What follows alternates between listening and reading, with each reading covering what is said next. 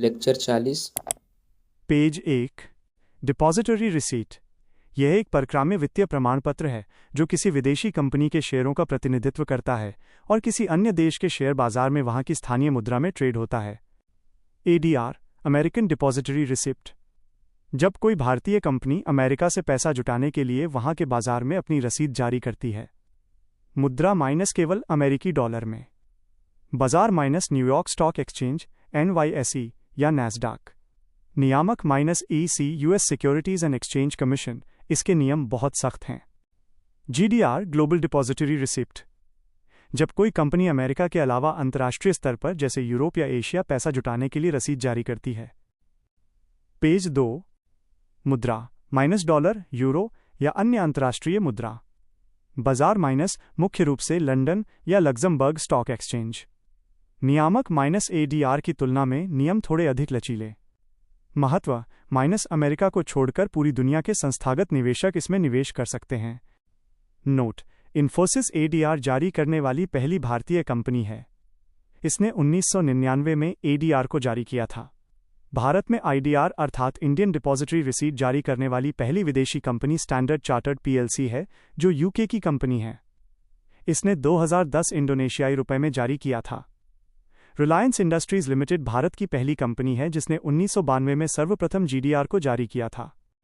प्रत्यक्ष मांग direct demand.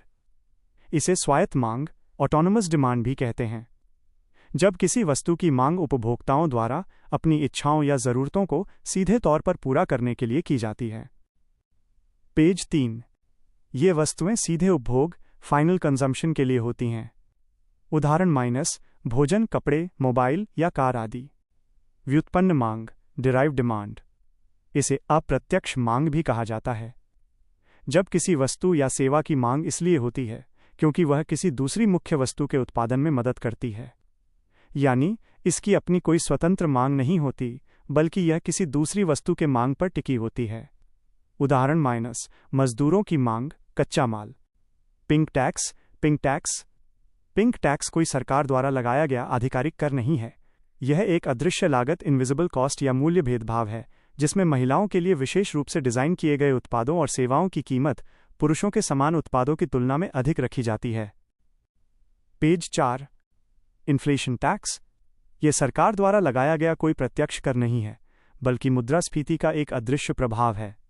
जब महंगाई बढ़ती है तब जनता के पास रखे कैश नकदी की क्रय शक्ति कम हो जाती है। जनता को होने वाला ये नुकसान ही इन्फ्लेशन टैक्स कहलाता है। ये बचत करने वालों और नकदी रखने वालों पर सबसे बुरा असर डालता है।